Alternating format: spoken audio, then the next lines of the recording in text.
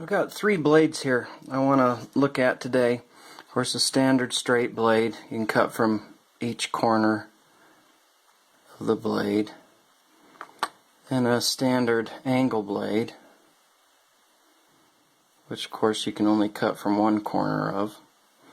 And then this leading edge angle blade, which is only slightly different in function than a standard angle blade.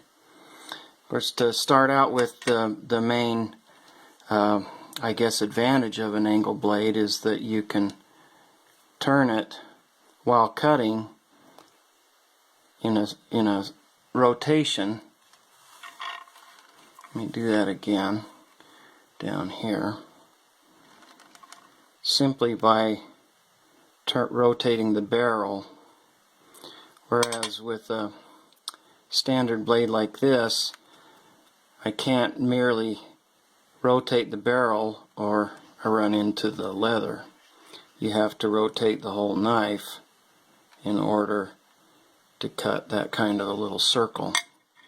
So that's, the primary advantage.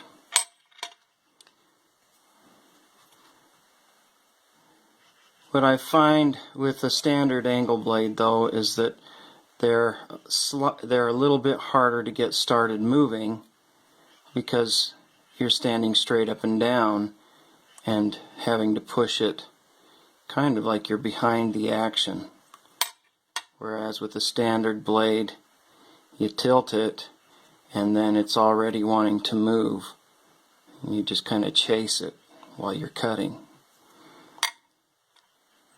What I like about this blade is that it's because the edges or the point isn't directly under the yoke, it's slightly easier to get it moving. Then I find I can see the cut more easily, and of course I can make these little cuts here without having to move the barrel back and forth like I would with this one.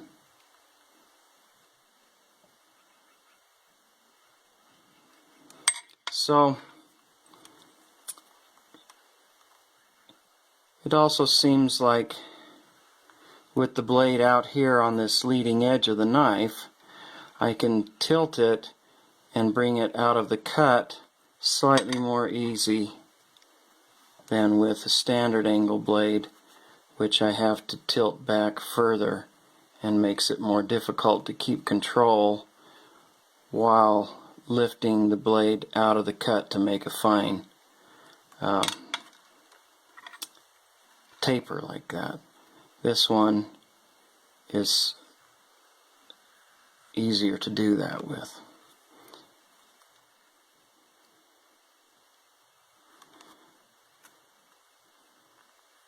Now with any blade you can stack up